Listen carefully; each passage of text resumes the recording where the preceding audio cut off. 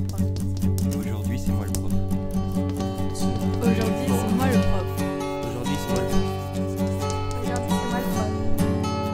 Aujourd'hui, c'est moi le prof. Bonjour et bienvenue à tous dans ce nouvel épisode d'Aujourd'hui, c'est moi le prof. Aujourd'hui, épisode spécial philosophie sur la liberté. Stop les secondes et premières, ne quittez pas cette vidéo, la liberté nous concerne tous. En effet. Mais qu'est-ce que la liberté, Chloé ? La liberté a une définition évolutive. Dans l'Antiquité, on distinguait déjà l'homo liber, Le citoyen, de l'homo servus. l'esclave. Merci pour cette explication. Et je rajouterai qu'il existe plusieurs formes de liberté. La liberté d'action, la liberté de la volonté ou encore la liberté de penser. Commençons par la liberté d'action.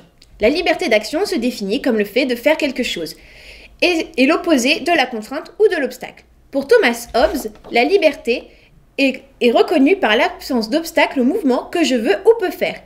Il illustre cette définition par l'eau dans le vase. Hobbes disait « L'eau qui est enfermée dans un vase n'est pas libre à cause que le vase l'empêche de se répandre. Et lorsqu'il se rompt, elle recouvre sa liberté. » Ici, l'eau n'est pas libre puisqu'elle est prisonnière des parois du vase. Ici, l'eau n'est plus dans le vase, elle a donc retrouvé sa liberté. Or, la liberté ne peut être absolue. En effet, il y aura toujours des contraintes à celle-ci, des lois, des conventions et même autrui. L'eau était emprisonnée par les parois du vase. C'était un obstacle à sa liberté. L'eau n'a plus de récipient pour la retenir, elle est donc libre de s'épandre partout. Mais sa liberté ne sera jamais totale.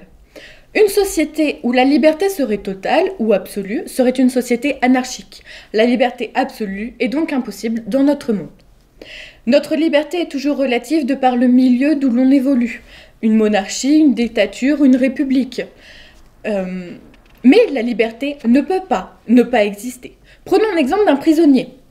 Il a une certaine part de liberté, malgré le fait qu'il soit enfermé. En effet, il a la liberté de bouger, de se lever, de s'asseoir, de parler, mais il a surtout la liberté de penser. Il n'y a pas que les mouvements du corps qui soient des actes. Le fait de penser est aussi un acte.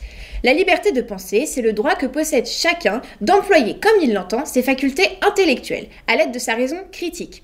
C'est aussi le droit d'avoir sur tout sujet des idées, des avis et des opinions personnelles. La liberté de penser est donc constitutive de la liberté de conscience. Très intéressant.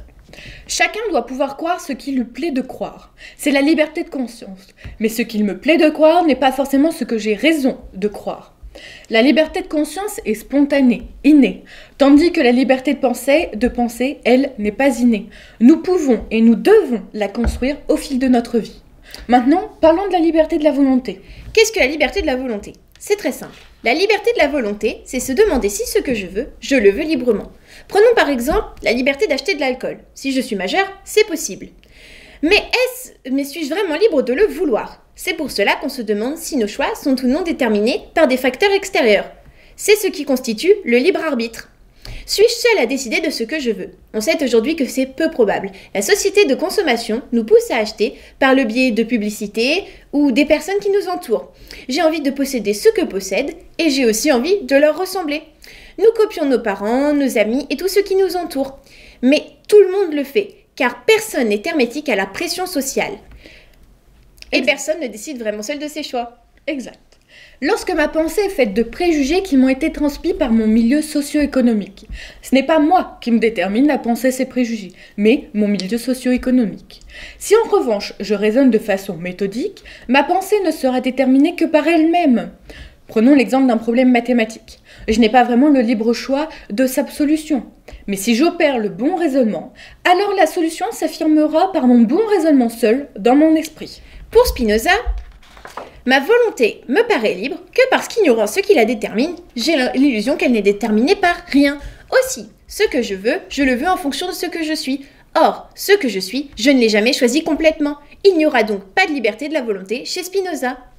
C'est la liberté qualifiée de métaphysique qui pose le problème de savoir si l'homme est déterminé ou non par des contraintes qu'il ne maîtrise pas. Si l'homme est libre de ses choix, on dit qu'il possède le libre arbitre. C'est ce que Descartes appelle la libre indifférence. C'est entre autres faire le choix de ne pas choisir. Voici un exemple de questionnement sur la liberté que l'on peut se poser. Peut-on renoncer librement à la liberté ? Je vous laisse méditer sur le sujet.